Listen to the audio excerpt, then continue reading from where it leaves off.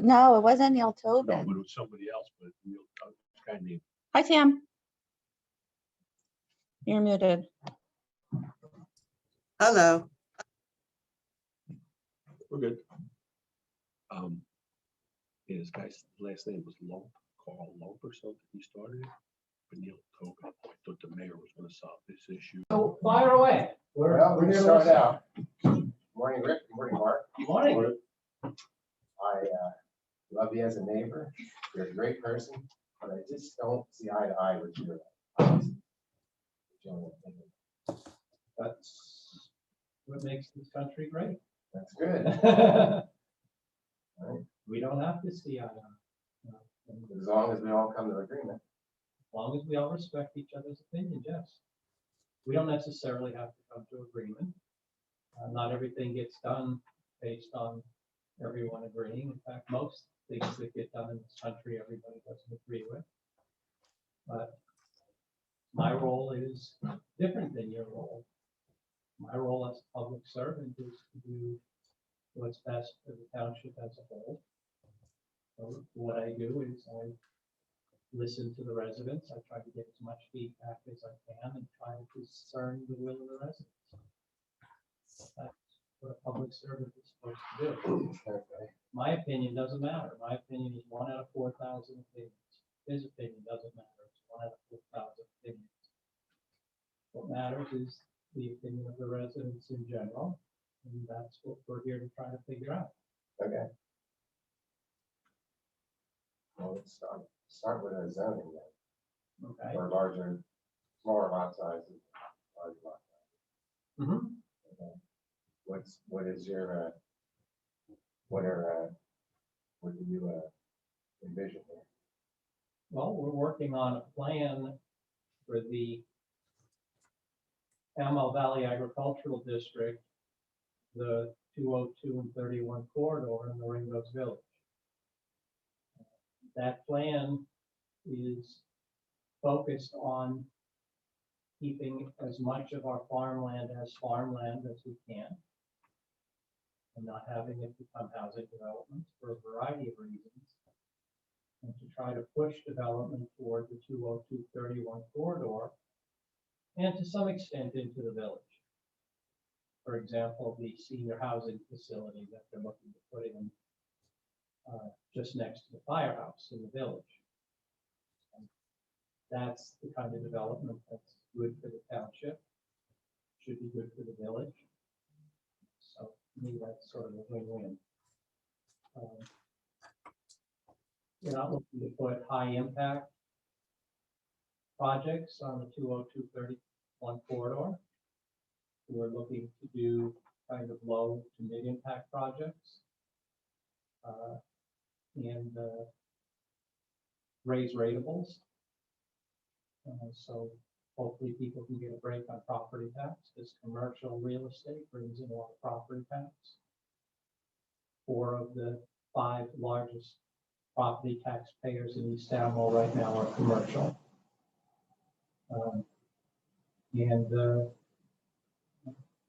We want any development along the 202-31 corridor to be consistent with the farm community. So hopefully another building like this one will never be built again, because this doesn't fit on the 202-31 corridor. This building looks more like it belongs in Scottsdale, Arizona than East Amwell Township. We want structures that look agricultural. But, you know, for example, Mike McGuire, who owns the post office building, his family business is plows. And he's looking for a location up here. We need somebody up here that does that. That would be a great business for the 202-31 corridor. What's it called? He does plows, snow plows. Out of Hamilton, all the counties use them, you know, so the problem is he's all the way down in Hamilton. People up here come Who's this, in, Mike? Yeah. like, what, Oh, that's Crescent Hydraulics, isn't it? I don't know what his business is called. I know Yeah. what he does. I don't know what he calls it. That's Hydraulics.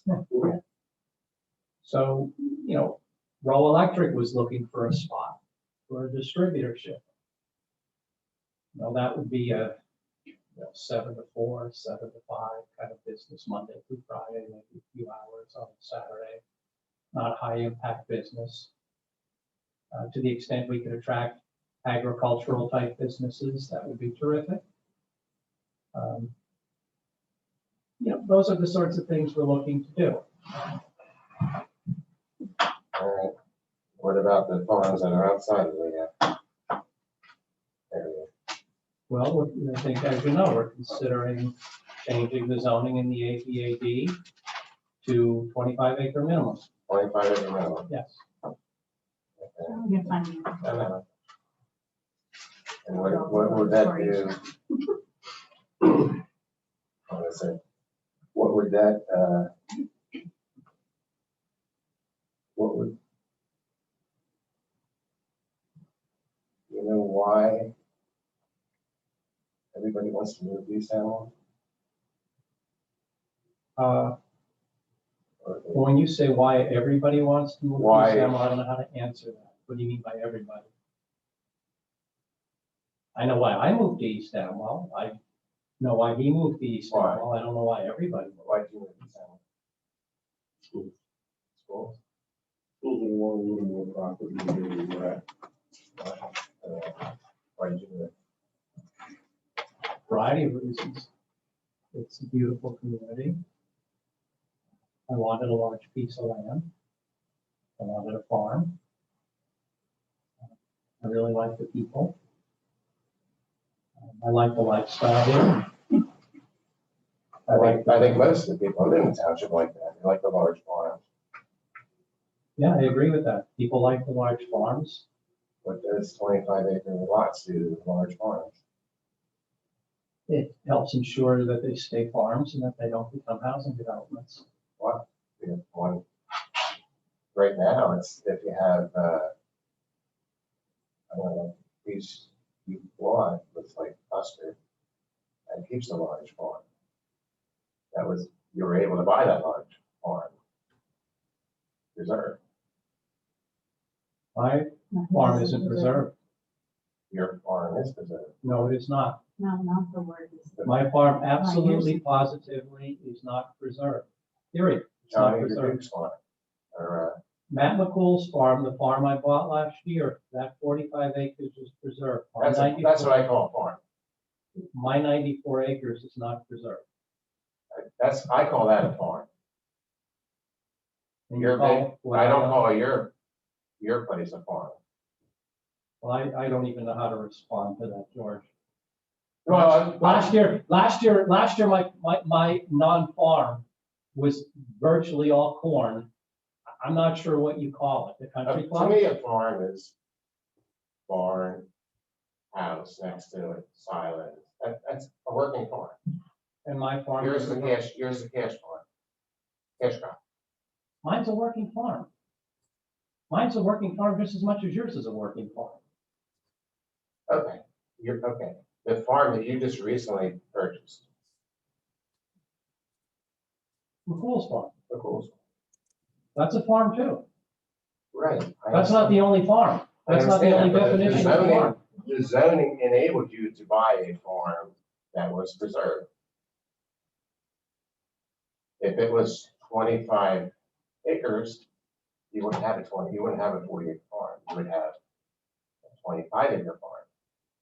No, I would have a All right, let's get 56 acre farm. All I'm saying is a large. Because the 11 acres that was hived off for 7 houses never would have been hived off, and there would have been a 56 acre farm. All I'm saying is a large lots to me do not help. They hinder a large farm. That's where we disagree. I don't see how taking. Say a large farm came into difficulties with cash flow.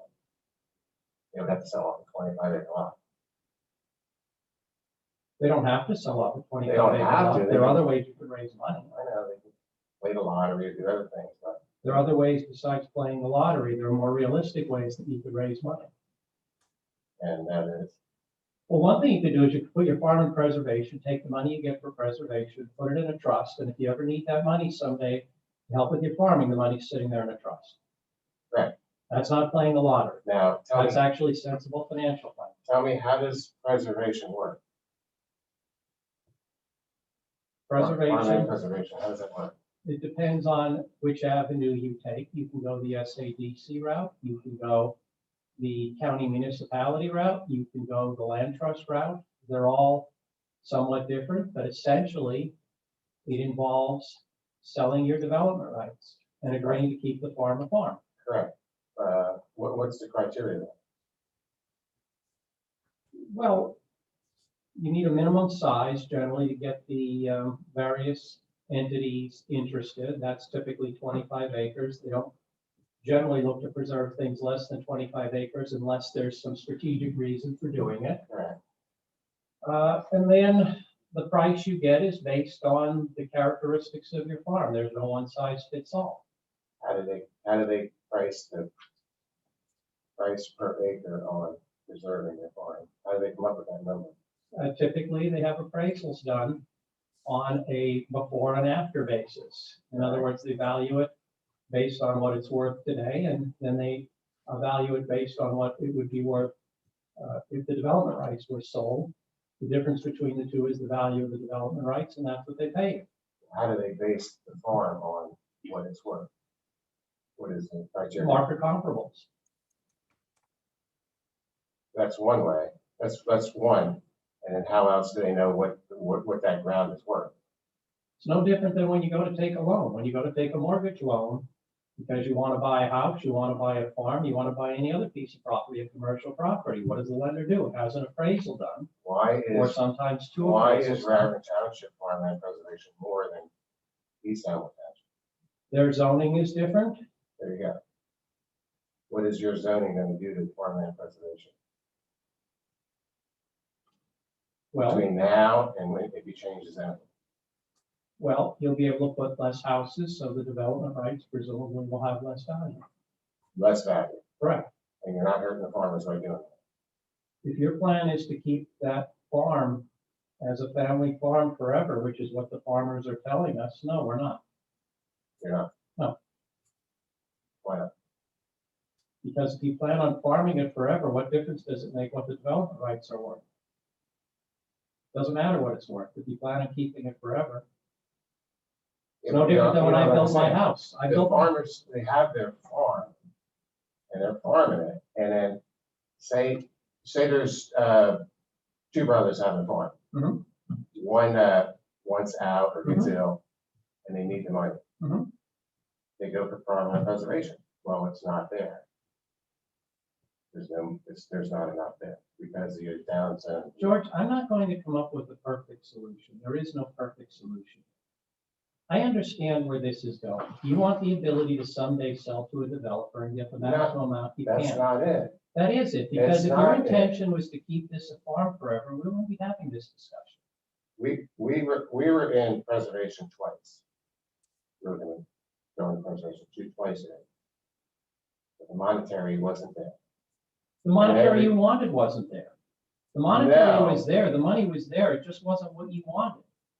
You had higher expectations than the appraisal justified.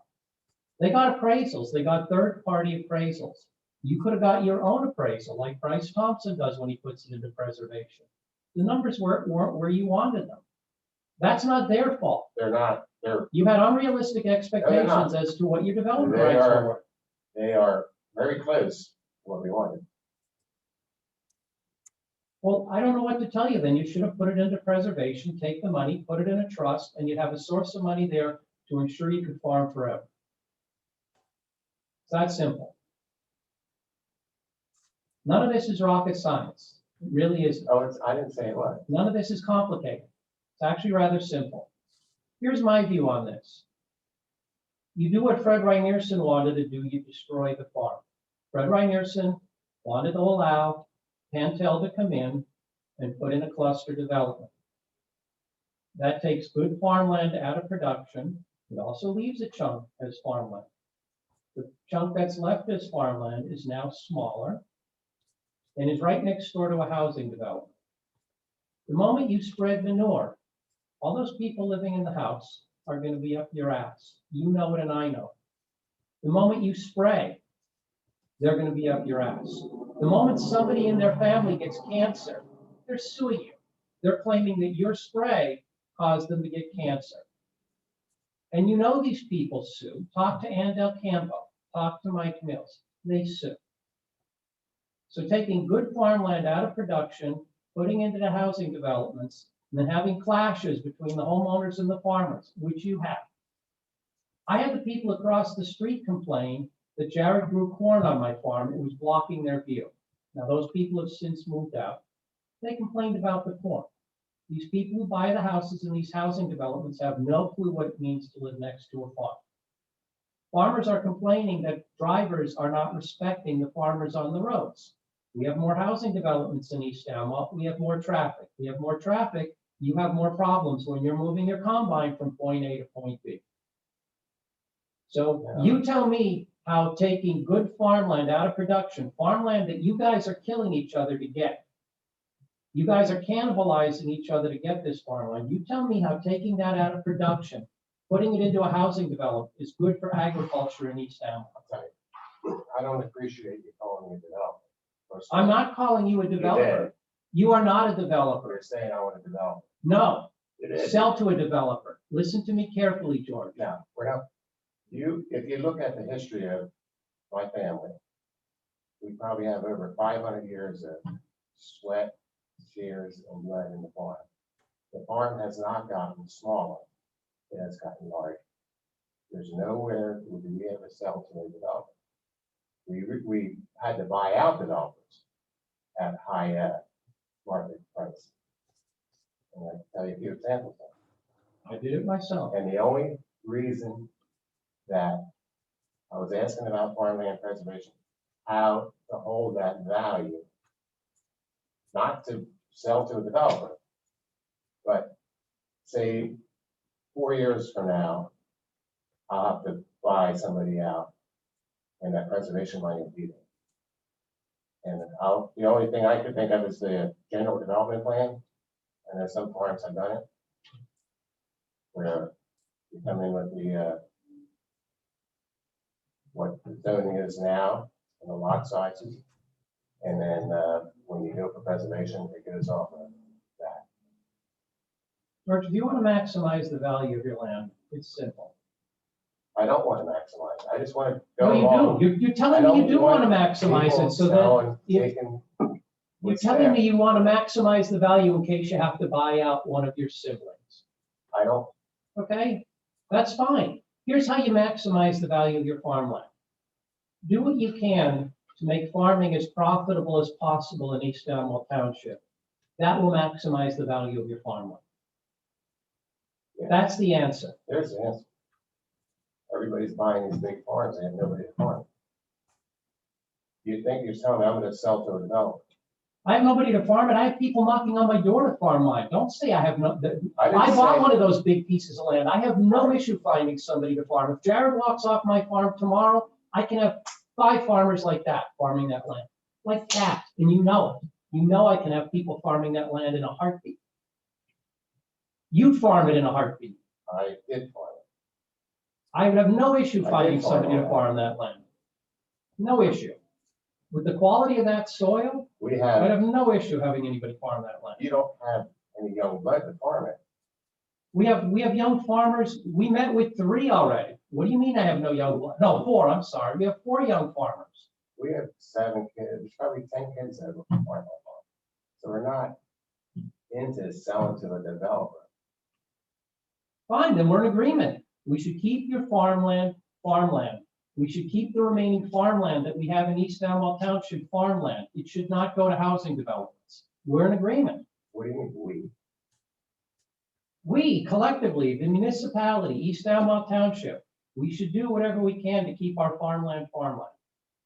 Yeah, but you're devaluing the farmer. We're not You're devaluing putting the the farmer. farmer You want to avoid in devaluation. the Make poorhouse. agriculture as successful as possible in East Amwell, and your farmland will be very valuable. But to say to me that I have to leave it available to sell to a developer so that that farmland can go into a housing development, that doesn't make sense to me. How Well, does if you allowing look- farmland to go to a housing development help agriculture in East Amwell Township? Not help the Perehinys family, not help the Wolf family, because my farm isn't preserved either. How does it help East Amwell, the community Here's as a whole? here's how it helps it. You have a large tract of land, Right, right? Just go out to Lancaster, you can see it. Large tract of land, they put the houses along the brook or next to the road, out of the way, they keep a large tract of land. You don't go out there and see a big house in a 25-acre lot in a field with a driveway going through it and then you won't see big houses on Landscaping. 25, George, you won't see houses on 25-acre lots in East Amwell. so why do you want to go 25 acres? Because that's the best we can do under state law. You know more? We would rezone the agricultural, we would rezone the valley agricultural and wouldn't allow the housing developments, period. Can't do that under New Jersey law. So we're doing the best we can with what we have. And economically, it's not viable for a developer to go out and buy a 100-acre parcel to build 4 houses. The land cost and the cost to put in the infrastructure would be so great, you'd have to build $2.5, $3 million houses to make any money. Nobody buys $2.5, $3 million houses in East Amwell Township. It doesn't happen. So by rezoning to 25 acres, we're doing the best we can with what we have. You just want to go to 25 acres, solid lots, no clustering. Keep that field open. To keep that field, we want to keep our farmland. Okay. What is your plan? I ask. I Rick, thought I told you what our plan was. No, if I can I had mention something? Go ahead, 100 Tam. acre, if I had Hang on, 100 let acre. Tam. Go ahead, Tam. That's correct. No, no, but I'd like to hear what Tam has to say. She's a planner, actually, so I'd like to hear what she has to say. George is actually getting to a point that we have to discuss at the planning board level. And I think I've mentioned it on a couple of occasions. There's a difference between large lot zoning and low density zoning. In large lot zoning, for instance, you would take a 100-acre parcel and divide it up into 4 25-acre lots. In low density zoning, you would say that a piece of property might have 4 units or 1 unit for every 25 acres, but not specify what the lot size is. So in that scenario, you might have a 100-acre farm and have 3 1-acre lots and 1 97-acre lot. Whether we do large lot zoning or low density zoning is the conversation the planning board, I think, should have, and we will have in this next phase of the project. But if we do the density zoning instead of the large lot zoning, we'll get to your point, George, which is we'll have more large farm lots rather than breaking up farms into 25-acre parcels. Does that make sense? Yeah, that's what I'm asking. Yeah, I agree. We should have that conversation. Absolutely. Did I, I have kids, because I see when you drive through the place around, big field, big house right in the middle of that. That whole field is shot. They could have put the house in the corner. Yeah. That's why we put our house where the barn was. We I didn't need up understand. any farmland that, we didn't need up any farmland. In fact, we created additional farmland since we bought on top of it. All right, I see your view on your farmland. I don't agree with it. I knew you wouldn't, and that's fine. Who gets the final say in all this? Now, is there any way The to, township. So that's all your. I don't mean all your people. They're your people. You voted for them. You voted us into office. The residents voted us into office. if you're the mainstay? I don't know what that means. I'm the most articulate on the township committee. I'm the most outspoken. To say that I'm the main say, that's not true. That's Well, absolutely you not never true. step down, let somebody else be. Nobody else wanted to be the mayor. It's an awful lot of work and you get a lot of shots fired at you. So nobody else wanted to be the mayor. So you're the chief fire washer. If you want to be the mayor, you should put your name in the ring and you should run this year. You should run for township committee. If you're not happy with the way the 5 of us are running the township, you do what I did in 2016. I wasn't happy with the way the township was being run. Was I sitting around twiddling my thumbs? No. Was I retired? No. Do I have a very, very busy practice? Yes. But I had 2 choices. I could sit around and bitch about the way the town was being run, or I could do something about it. I decided to do something about it, and I ran for office. And your brother told me that while he supported me running for office, he thought that I had no chance of winning. And I won. And then I won again. But to say that these are my people, they're not my people. And to say that I'm the one running this, I'm not the one running this. Am I the most articulate of the group? Yeah, I am. Am I blunt? Yeah. Do I think people appreciate that? Yeah, I do. You always know where you stand with me. You never walk out of a room saying, I wonder how Rick feels about this. So people know how they stand. But if you're not happy I with see what your we're vision. doing, you should run.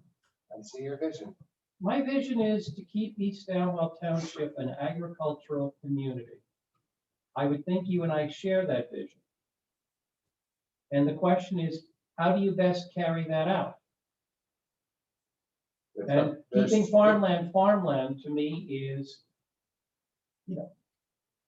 it's such a simple concept in terms of trying to maintain viable agriculture in East Downwell Township. There's three things wrong with this. There's no infrastructure, there's too many houses in the township, and the land is not good. The land is not as good as it should be, wherever it be for farming. I can't change the land, I know you can. but agriculture has been going on in this township for hundreds of years. So Yeah, I clearly know, the but land you- is farmable. We can't take East Downwell and compare it to Lancaster County.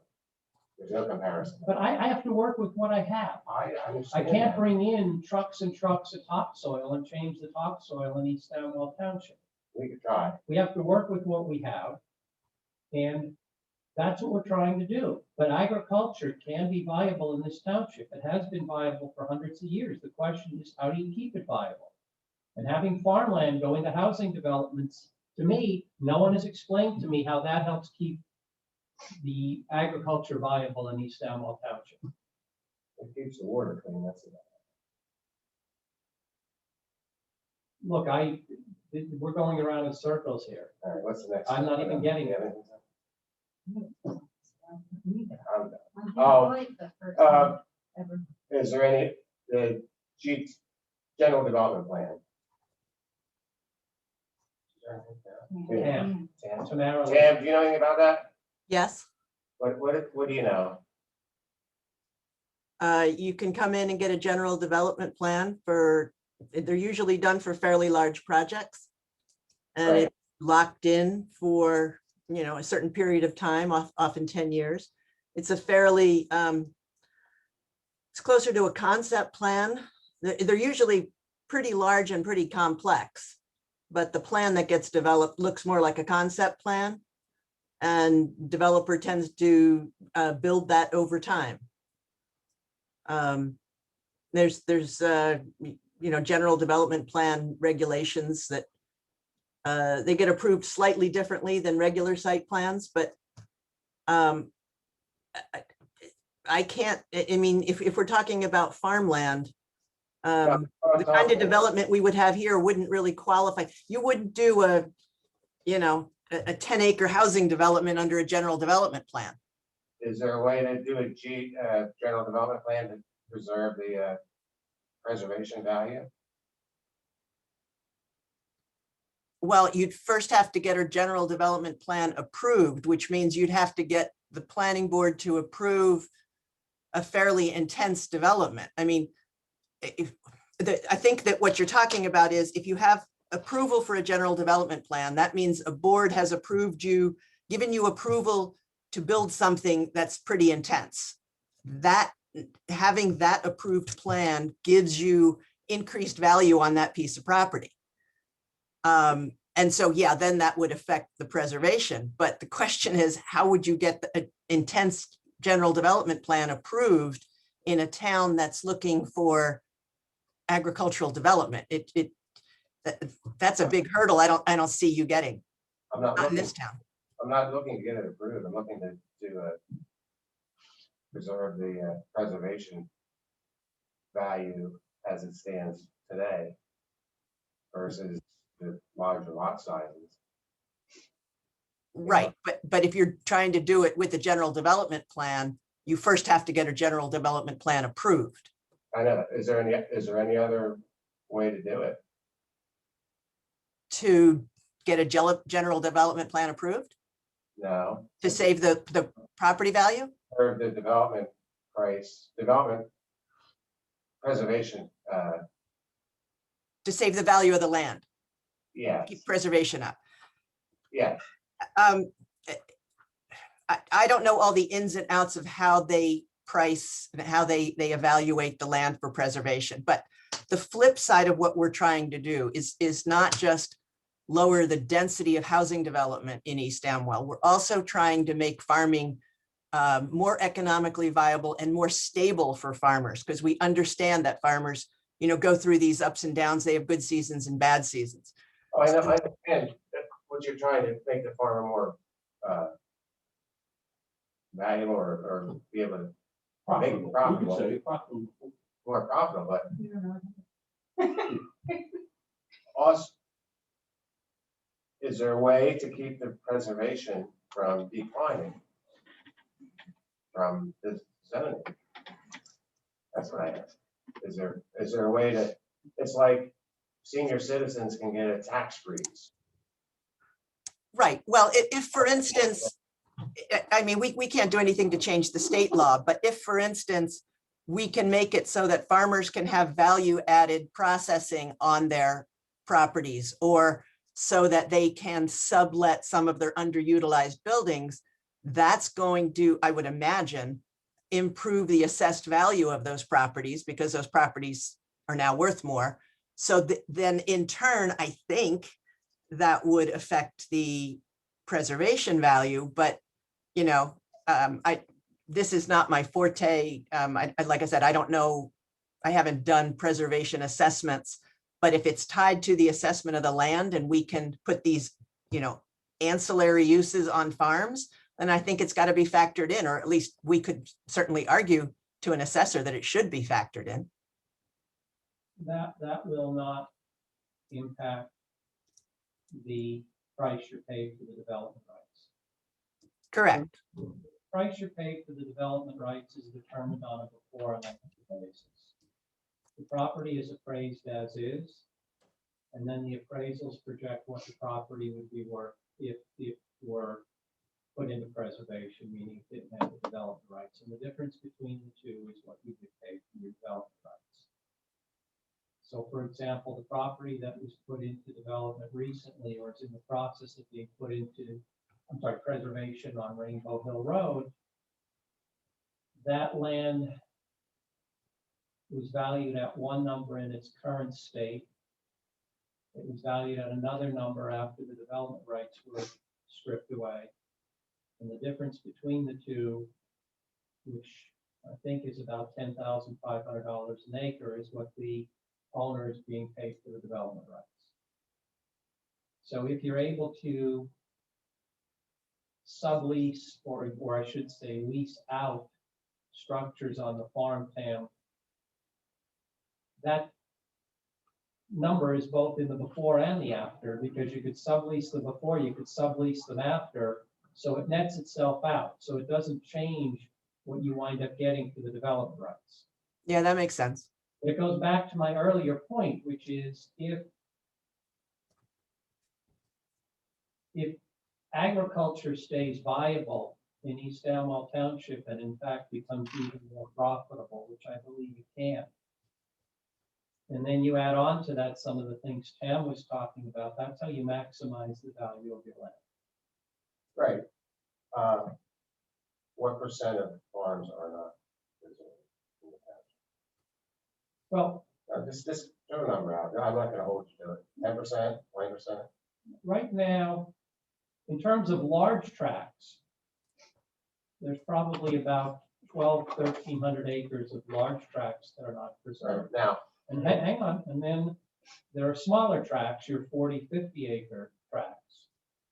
When you add those in, the number gets larger.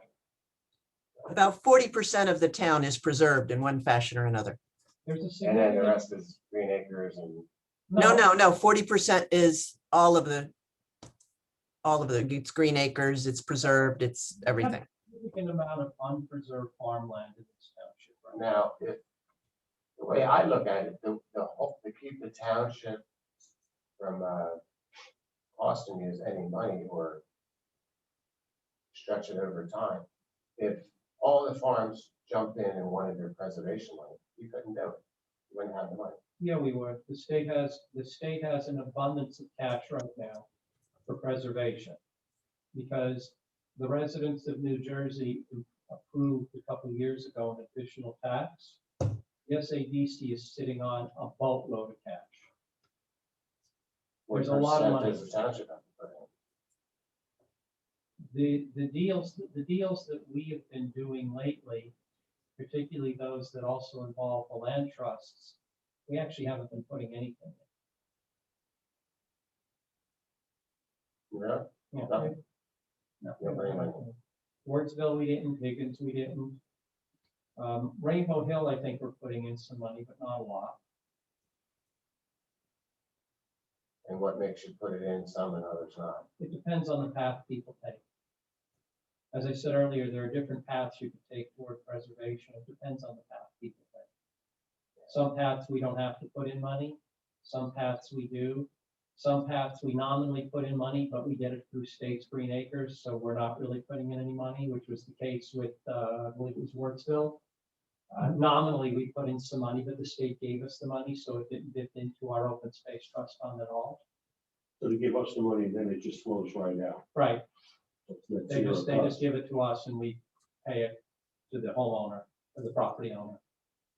So to answer your question, if everybody came running to the door tomorrow wanting to put it into preservation, that's a good problem for us to have. We'll take that problem.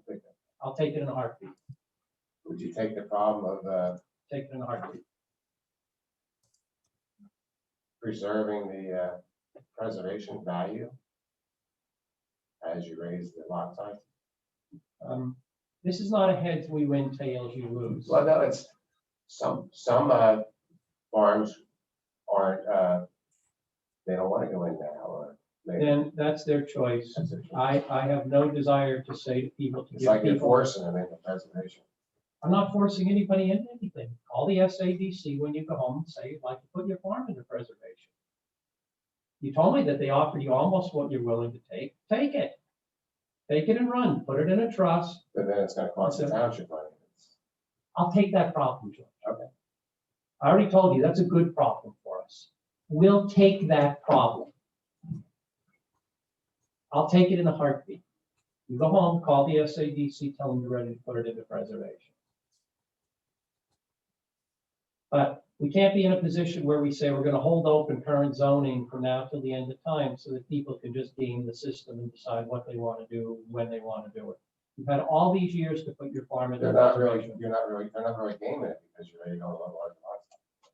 George, I'm only one say in all of this. My view is, as my dad would say, shit or get off the pot. That's what my dad would say to something like this, shit or get off the pot. Call the SADC and put it into preservation. But don't say to me, hold this open forever so I can decide to do it later. You've had years to decide to do this. If you want to put it in preservation, put it into preservation. I don't know what impact the rezoning we're contemplating doing is going to have You're doing on the preservation. studies, you should. The market, the housing market changes on a daily basis. Okay. Look at where things were in 2006, 2007. The housing market was booming, absolutely booming. 2008 comes, it tanks. Look what happens in 2016, 2017. The housing market is declining. Now you're in COVID. housing market in the urban areas has tanked. All those developments going under. Housing in suburban areas and rural areas booming right now, up 30%.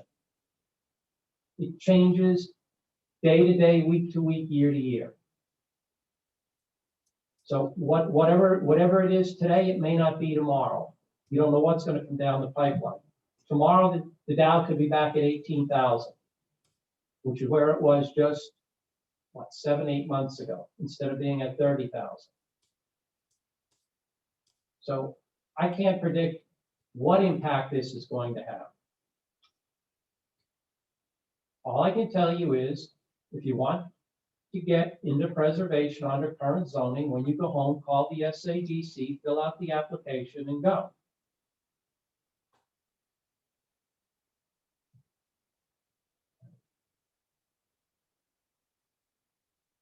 But I have yet, we have listened, we have sat for hours. And there are actually a fair number of large farmers who agree with what we're looking to do. Will they say it publicly? Probably not. But they agree with what we're looking to do.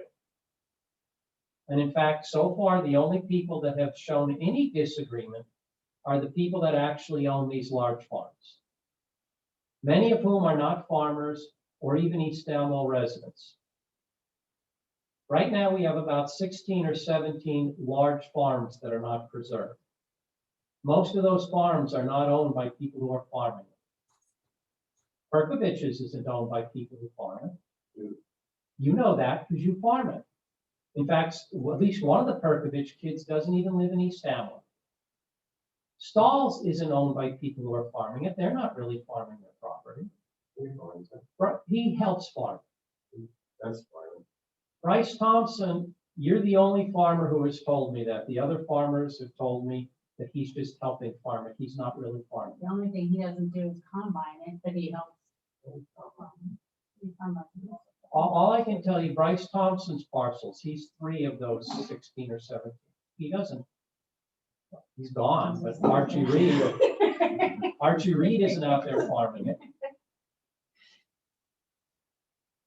Most of these parcels are owned by people who are not farming it and don't even live in East Dalmore. So yeah, they're not going to be happy about this rezoning because they have certain perceptions. Those are the only people who are giving us pushback. The farmers we've been talking to are supportive of the notion of keeping the farmland farmland. They can't go out and spend money on equipment and then have it at risk that they're going to lose their farmland.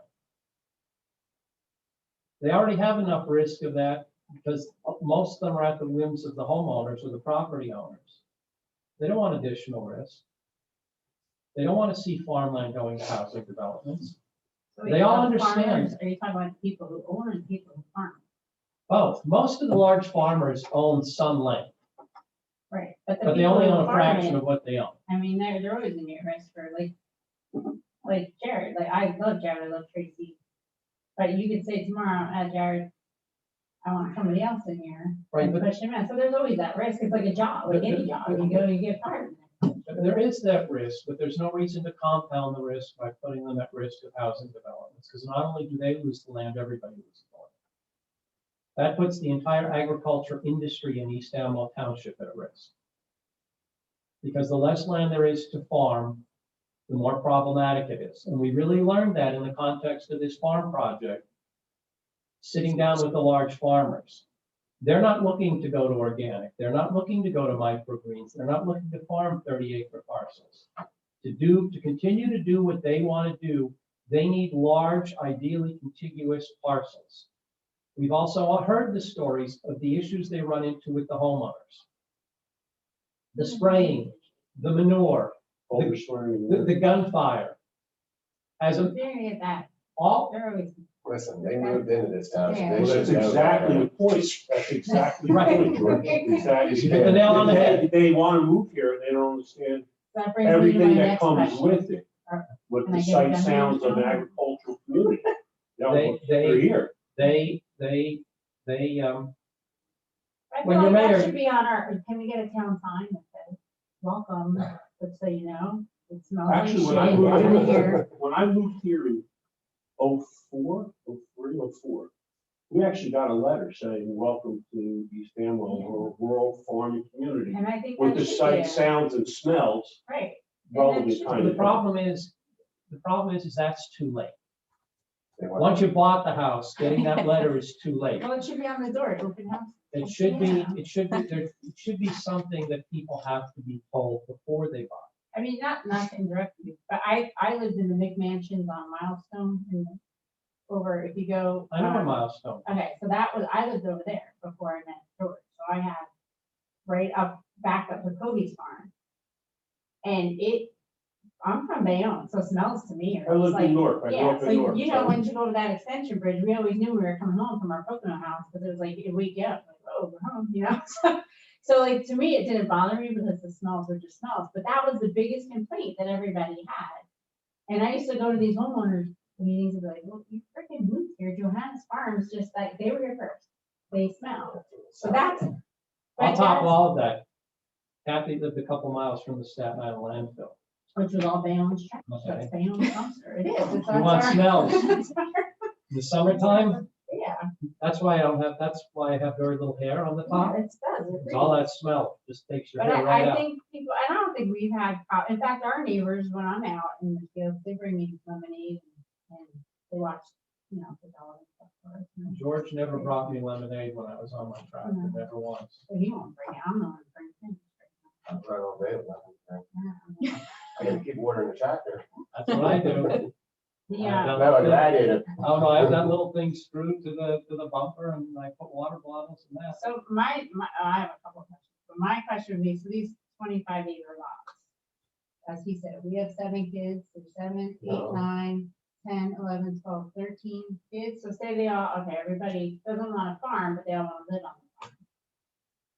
18 is done in my house, like you're out, like I can't, I have too many areas, so now if we want to build little houses around, like how would that, the 25 acres, but this is land that his First- grandma in the first- 1928 bought that farm from Jersey City, she You lived. could put 6 No, houses. Pam already discussed that with you, and we can build into this the notion that family members can put Well, there would houses be on a the farm. contingency What that will legacy definitely. zoning, right? Is that what it is, legacy We have to zoning? figure out how exactly. Correct. I don't remember it being heard at any of the, I know when we had a conversation about it, but I don't remember, and somebody else had asked me that. I'm It not just gonna can't mention be a names. back doorway for a development. You can't say, well, I'm gonna put 10 houses on the farm for my kids, and then all of a sudden they're being sold as a development. Right, The farm's gonna stay the farm, the houses are gonna stay the houses. You don't subdivide the farm to put up the houses. But if the family members wanna put up houses on the farm, that's not an issue. well, then 200 years from now, when we're all dead. Then you're gonna have a farm with multiple houses. But I'm it can't be a saying- back doorway for a development. Playing devil's advocate. 200 years from now. All right, now my next thing, I suspect 200 years from now, none of us will be around in the next generation. I think to 9/11, we're all soil. screwed anyway, so this to me is like, I think the 20th anniversary. 9/11. Not theory, what conspiracy theory. But, as far as the farm project and the actual project of the market and stuff, I love the concept, I honestly do, but I do see several issues with it, and I know, Tam, we had spoke, but then as new issues, one, I almost feel like these small farmers, you kept saying that you didn't want them to have a second job, and then somebody brought up a very valid point the other day to us. If they didn't have the store, would the farm be able to support all the families? No, it wouldn't, because farming is not, it's just the amount of, like, it's mind blowing. And I didn't know, again, I don't pay attention to that stuff until I met him. Like, I would just go buy my apples and my peaches and be done with it. What goes into that one thing of corn? Like, the amount of money for a bag of corn to be picked, and corn is $7, we pay somebody or we do it, and if we do have a teenager come help us, they get $2. Are you with me? Okay. So you get so you get $2 for a bag of corn the kid gets, and then we go and sell it for $7, but then I have to go and pay somebody for the farmer's market to go and work it, because I got so many markets going, so on this market, that market. kids at the stand, because your son worked for us, so we paid her son, we got to pay the kids at the store. So now that $7 that we just sold, that doesn't, there's 55 bags, how much is, basically you're getting like $5 per bag. It's the end profit of it. So my biggest I'm problem, not sure how you're getting $5 a profit. if you're paying because there's $2. $55, 55 ears bag, how many dozens in a bag? Well, you got birds, you got deer. All right, you no, got in a bag of corn, okay, circle back. Bag of Wasn't it corn, 3 dozen? okay, raccoons. thank You you. plant a 3 dozen in dozen. 1 year. Yeah, so you're basically, your profit on a bag of corn is about $5. Is what it comes down to. Okay. So for us to go, you go to all these markets, you don't make a ton of money on farming. It's not like, unless you're like Frank Purdue, where you have like these huge warehouses of chickens that you mass produce. These are small farms. So all the farmers that I talk to, they've all said they've all had to have second jobs. Like the lady who does the flowers, she does these beautiful flowers. She's at the farmer's market. She's my partner next to me at all the markets. She works for a seed company during the week. She said, I can never afford it. It's not anything to do with the township. It's not anything to do with it. It's just, there's not enough money in it. And she gets up every Saturday and Sunday at 3 a.m., makes her little arrangements, makes her wreaths, and then brings them to the market. I don't think a lot of people realize what goes into all of the markets. And I don't know how many markets, I talked to one of the ladies from the land trust the other day, and she even said, the markets are struggling because this area, everybody goes down shore. This is like a very big short area. Like, so all these people leave on like Thursday morning, they're out, but they don't, so the markets were, what, 10, 15 years ago? Even when I first moved out here almost 20 years ago, the markets were busy, but then all of a sudden, like, sports took over, so people are in, I don't know where the hell, like, all of a sudden I'm traveling to like North Carolina to go to a cheer competition in the middle of summer, so nobody was around in the summer anymore. It ended up like the community pool in Flemington, like, everything died. The country club, I belong to Copper Hill Country Club, I belong to Hot Point. It used to be when we first went, there was big, and then it started dying because everybody then had shore houses. So the farm markets kind of dissipated a little bit to the point of they're not as busy as they are. And I think for like the guy who just grows some fruit on his farm, he has 15 acres, he said he has fruit trees. I don't think that's sustainable. A farmer's market's gonna save him from working a day job. Like, I don't think, but I also don't think that guy, and here's where I'm old school parent. I tell the kids, if you want something, you have to go out and get it. I get that you can bring things to the table and say, here, I'll hand this to you. But I go to all my own restaurants and I knock on the doors and say, hey, I'm a chef by trade. This is what my degree's in, but my husband, he grows this, that, and that. Let me kind of bring you some product. And then I bring them the product and hey, I'll make it easy for you. I'll deliver it. And how many times do I go out? Like Bluefish will call me on a Friday at 6 p.m. I'm like, shit, we're out. Can you bring me? And we'll go out and pick it and run it down to them. But we go and make all those calls ourselves. We go in. So to have these little farms, I get it would be nice just to be able to farm and not do anything, but I still have to work. That's why I keep checking my phone because I still work part-time for my company. And, I think everybody that I talk to all seem to have other jobs. So I think, I feel like some of the people think that you guys are coming in and saying, oh, we're going to do this. You don't have to work a second job. And they think like, it's almost like a second time. Oh, this is all we have to do. And I feel like it's sending the wrong message. You want to help them sell their product. I get that. I help them sell their product. If someone came to me, and I said this in my email, if somebody came to me and said, hey, you guys don't grow lettuce, you don't grow radishes, you don't grow whatever, can you take some to the market for me? As long as I'm allowed to at the farmer's market, because that's the other thing. And Tam, we had talked about this. A lot of the markets, I sell corn and tomatoes and peaches. That's my thing. So now if somebody else has a market and comes in, they're not allowed to sell the same thing that I sell, unless they could say that they're organic.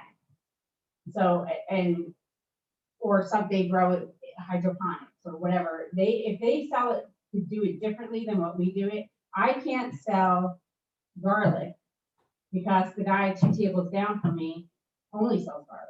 So I can't pull from his business. And that's how majority of the markets are, that you can't. So my concern with the market is that if you say you want to help the East Amwell farmers, so now it should just only be East Amwell farmers, but say there's not the pork, nobody who sells pork.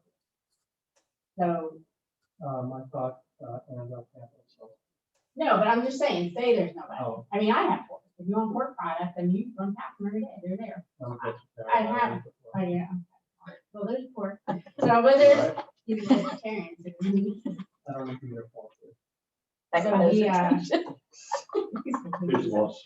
he's tired of hearing, he's heard all I gave it up So in you love the, February 1st, 1979.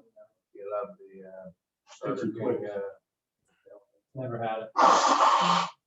Never had it. burger, yeah. Oh, that- Plant-based burger. Yeah, the plant-based burger. So anyway, Don't but love Burger King. So, okay, so just say pork, please, that's it. So, okay, so now, so you go and you get, Bob's Big House down in Stockton to come up to the farmer's market. But now somebody comes in and buys 25 acres that it's rezoned, and he decides, well, I want to do farmland assessed, so I'm gonna do a pig farm. I'm gonna go bring it to the East Amwell Farmers Market. We can't, because you already have Bob in there. So now does Bob get kicked out because he's this new guy is a pig farmer? Like, because then you have to kind of cater to the East Amwell farmers. You have to. Let me tell you a story, guys. When I graduated high school, I had no intention of going to college. I didn't go to college. My mother and I started a furniture store, used furniture. We ultimately then moved into new furniture. We located in downtown Hastings, and there were 4 furniture stores. So there was competition. We managed to put the other 3 out of business. It was the worst thing that could happen to our business. That's counterintuitive. You would think, being the only furniture store, our business would be ruined. No. We did great with people who live nearby. But the people who would drive 50, 60 miles because they could go see 4 different furniture stores stop doing it. They won't drive 50 or 60 miles necessarily to go to one. Just like the Flemington Auto Park, they call it here. Why does that do so well? Because people can drive to one location and see a billion different cars. So if we have a farmer's market, and that farmer's market has everything, and not just farm products. We have a lot of crafts people in East Amwell that make all sorts of things. And all I'm kinds of crafts. 100% behind that. Baked goods. I'm definitely 100% behind We that. That's what we do. We could make that market, in theory, a destination place where people come year round. Not Okay, just but- during the stop spring and there. summer. So now, there's my village hat that I played for the township. You're asking us to find businesses to come in, and wouldn't it be great if we had a coffee house, a bake shop? Well, that would pull from the bake shop, that would pull from the coffee house. That could even pull from certain restaurants, depending on how you're gonna set it up. It might be, and the reason why I say this, and he's ready to say, "Oh, shut up." You're giving too many I ideas. think he fell asleep. So he is because when I like I said, I reached out because that's on the village. Like I try to come up, and I feel like sometimes we just sit there and talk about the same thing over and over again. So I try to like, okay, well, I'm just gonna go out, not really on my own, but I do try to like talk to different people and different businesses, and I do have a lot of connections, especially like Flemington and surrounding towns. So I reached out to a few people and told them what was going on, and this is what we're trying to do with the village to make it a little bit nicer. And I agree 100%. Village needs to just spruce up a little bit, add a couple of different things, so it would be nice. I was excited for the bagel shop. I guess it's gonna happen. I keep asking Mike about it, but but then when you talk about the farmers market, like the one coffee guy that comes, I had reached out to him. He comes to the land trust with me, and he owns an adorable little place over in Pennsylvania. And he said, "Oh, but if they're putting in a farmer's market, I wouldn't set up like an adorable little place," because I thought, "Oh, this would be cute for him just to be down somewhere downtown, and be it the greenhouse, his greenhouse, not the other greenhouse, or even the other greenhouse, but, you know, but he said that would be a like it would kind of look. Competition is a good thing. Oh, Competition I is good agree for with the that. residents. And if somebody is saying, I'll come to the Ringo's Village only if I have a monopoly, and thus can overcharge the residents of East Amwell, I'm not sure that's necessarily in our best interest. I don't Competition think is a it's, good thing. I don't think it's that. I think it's just, you're looking at, if you have to do setup costs, this and that, and then there's somebody else who's gonna rent a table for $50 a weekend. But the farmer's market is different than a coffee shop. A lot of people go to coffee shops for the environment. Outside of COVID, it's a place you can go and sit down with your friends, shoot the bull. You can sit there with your laptop. You want to get away from the wife, the kids, whatever. You go with your laptop, you sit in the coffee shop. The farmer's market's not going to take away from those people. The people who go to the coffee shop for the environment are going to the coffee shop for the environment. Farmer's market isn't going to be open the same hours as the coffee shop. The farmer's market is going to have more limited hours.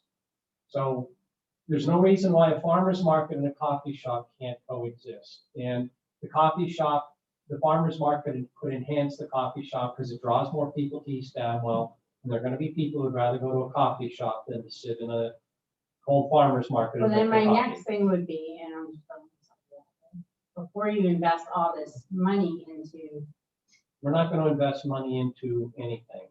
We're not taking tax dollars and why get a farmer's Something. market?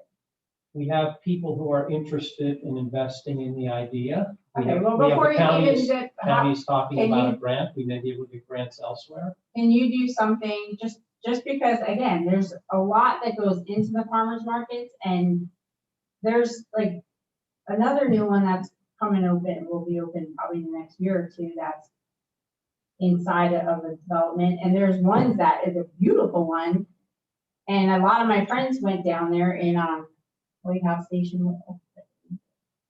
It's gorgeous, like you want to go, the building is beautiful, the outside is beautiful, the way it's set up is beautiful, but nobody goes. Because, for whatever reason, I don't know why nobody goes, and it's all the same people that come to the other markets, so I honestly don't Look know at why the Feta nobody goes. Farms, they tank. Well, And that's a again, beautiful facility. that's gorgeous, and it's beautiful, but is it 100% that they tank? Because rumor is they're opening on March 15th. I don't know, I wasn't gonna bring it up told by on- Bill Dupas they tank. Yeah, that's what we heard too, but then somebody said. That's what I said to Bill, is go in and buy it. You can probably buy it for a fraction of a dollar of what they pay to put into it. It's like a hotel. You never build a hotel. You let somebody else build the hotel, and when they tank, you go in and buy it for pennies on the dollar, and that's how you make money in Right. hotels. You don't make money in hotels building them. You make money in hotels buying the ones that tank. Right. So, it's the same thing with Feta Farms. You put a lot of money into that.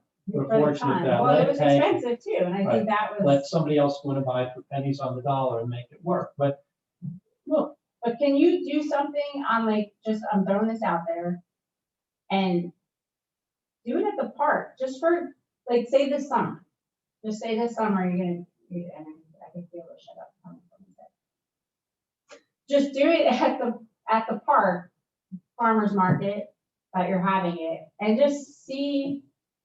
I know you're thinking, no, if it's on 2 or 2 people will see it, but I'm just saying, just put feelers out there and let the farmers see the work that actually goes into it. Because if you're walking away with, if you're only selling lettuce and you're walking, there are days I'll go to the land trust and I can make a couple $1,000, and then there are weekends where I can make $200. But then I gotta pay the girl who's with me because, I'm assuming it's gonna be busy that day, so I pay her money, and then Rowdy gets pizza, Dakota goes over and gets her pickles, and so I walk away with $10. And then I walk away negative $10 because I gotta pay the table fee. So you have to have insurance, you have to have, all the stuff, the advertising, you have to have all the but stuff. that goes Darcy, I into it. assume you're making money going to the farmer's market, so you would be going to the farmer's markets. But we go, I go for the socialization because I miss Well, all that's a my different friends in animal then. Flemington. That's a different animal then. I mean, that's fine. But I'm saying, can you try it and start something, so in the summer, you do it at the parks. You have this beautiful park, why can't you set up some tables, have people, the farmers obviously are gonna have to have insurance, all their own tables, and they bring everything, and just see That's not the kind of farmer's market, at least that I envision. I envision a farmer's market more along the lines of Adamstown. And I get that, but you're, Co-ops. That's what my dad does. My dad now is a picker. When my dad retired, he became a picker. I don't know if you watch the show, Yeah, American we Pickers. See that? That's what my dad does. Anything he can find at garage sales, auctions that he thinks he could resell for more than what he paid for it. I mean, there are certain things that he knows well, and he knows he can make money on. But anything he thinks he can make money on. He drives around with his little Chihuahua and his pickup truck, and he goes everywhere he picks. And the crappier stuff he'll just sometimes put up at an auction, and the good stuff he takes to Adamstown and other co-ops. Drops it off, puts it in his case, and does nothing. They sell it, they take their cut, they give him the rest. And he actually does okay for himself doing that. He does it because he loves doing it. Every once in a while you pay the $5 for the teapot and it's worth $2,000, and that's what keeps him going. But that's at least how I envision this co-op would work. It's not farmers sitting there at tables all day. That's what we're trying to get away from. but you're still, what do you should drop off your produce and somebody else sell it for you? Yeah, or we develop relationships with restaurants. New York City will reopen at some point. Whether it will be as vibrant as it was pre-COVID, who knows? But it will reopen. And I believe there's a lot of money to be made selling produce, particularly if you're doing organic produce in New York City. People want locally grown. I have clients putting a lot of money into that. Very, very smart people putting a lot of money into this farm to table. They're buying the entire chain from the farm through to the restaurant or the bed and breakfast with the restaurant. They're taking the entire chain. So there's money to be made, just like there's money to be made selling Christmas trees in New York City. A Christmas tree that's $80 here is $500, $600 in New York City. Somebody's making money getting those Christmas trees into New York City. But they just go and get them from the tree farm and bring them down. And they make them. That's how they used to, Right. I never bought a tree, we didn't call it their tree, it's Magic Fountain. That's where we got our tree, for the gas station. People grossly overpay for things in the city. There's a real opportunity there. So we're looking to try to develop chains where we can sell products, not just out of the co-op, but Restaurant X is now a customer that routinely takes this, that, and the other thing. That's what we're looking to do. This isn't going to be your little mom and pop farmers market. This is go big or go home. So this is like zone, what is it? Zone Zone 7. I don't know if it's like Zone 7. Tam knows Zone 7. I don't really know much about it. Tam's been working on that.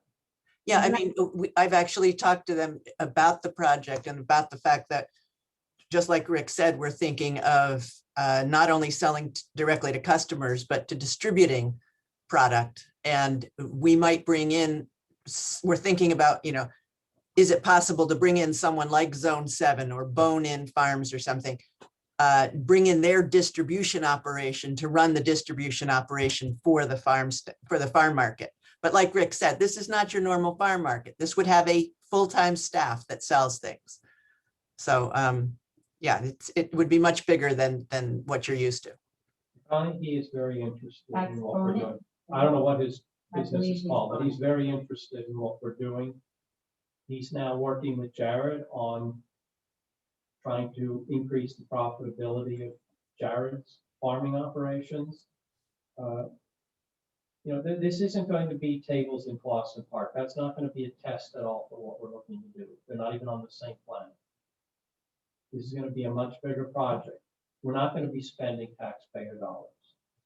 And if this farm project works the way we hope it works, we'll actually be generating revenue for East Amwell, not taking money out of people's pockets. I think you need to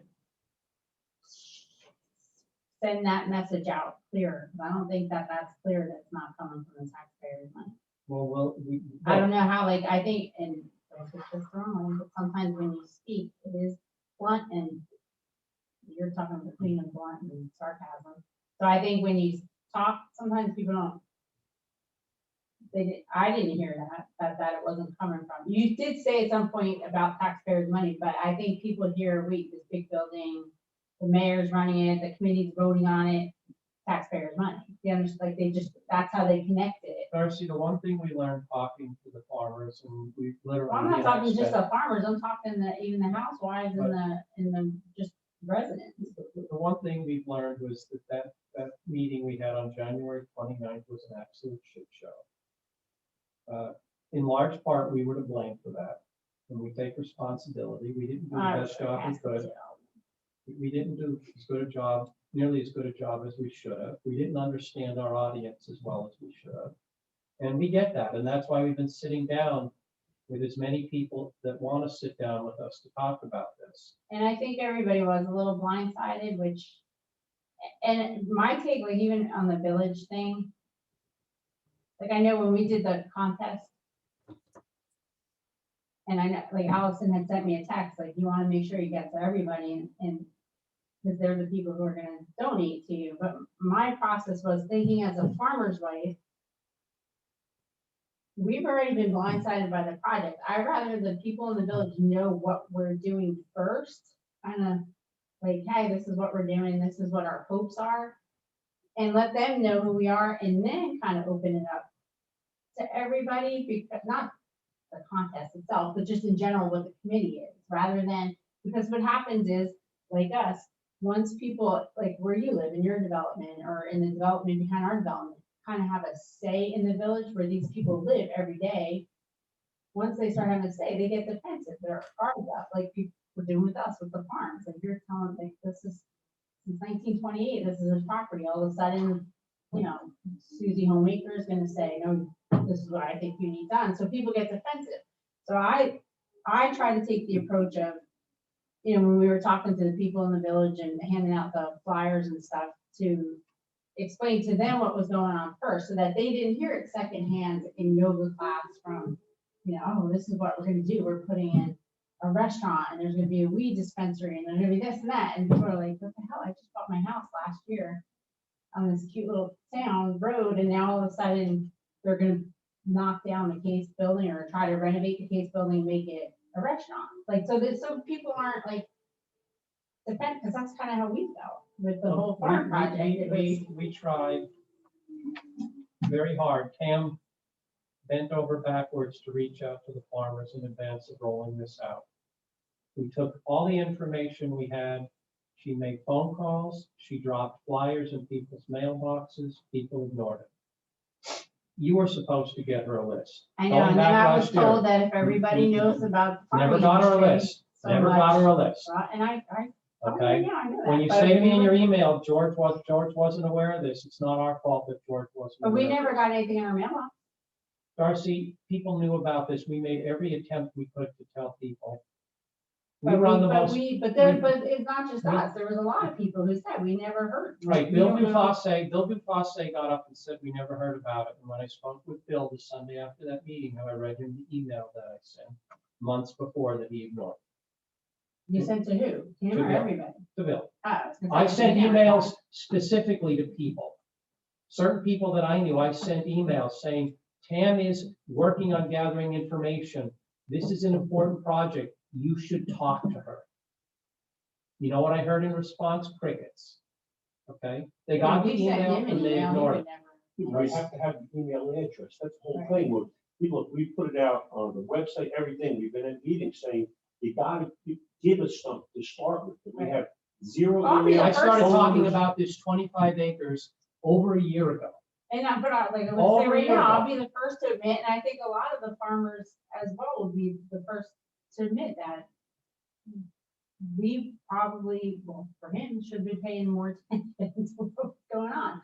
Like, honestly, until this all came about, I never, other than the village, I never paid attention. I just stood up there and, okay, let's see. There's what we only can so do. much we can do. We can't force people to come and talk to us. We can reach out. We can choose every avenue that's available to us.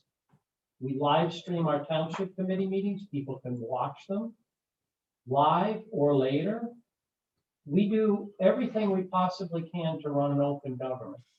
There is no government around us here that is open as East Alma. West Amwell doesn't even do audio recordings of its township committee meetings. The freeholders have theirs at like 5 o'clock, and only because of COVID are you getting any recordings. I'm ingrained in my head. We do everything open, everything. We've made every attempt we can to reach out to people. Well, I hope going forward, people are more and pay more attention. Well, now I'm getting contact information. Now I have Kit's number. I have his cell phone number. I have Boldy's cell phone number. You know, I always had Jared's cell phone number. We're collecting I have Dufosse's cell phone number. But I do believe that you need to have two at least farmers or farmland owners, or one farmer, one farmland owner on your committee, Tam, for the open, because I think there needs to be a voice for the farmers and not just. Mike Mills is the chair of the Farmland and Open Space Preservation Committee. Tom Jarrett is on that committee. I'm on that committee. Erica Johansson is on that committee. If anybody else in the township wants to be on that committee, they Tam can has to follow bail. the same She has another process that meeting. you do for any other committee. You submit an application like you did to be on the RDAC. Does anybody have any other questions for Tam? She has another meeting she has Oh. to get to. Sorry, guys. Hi, Tam. Bye. All right. You guys can reach out to me anytime. I'm Darcy. I think you have my information, but if you want to talk more, please feel free to call. All right, thank you. All right, take care. Committees, we welcome them with open arms.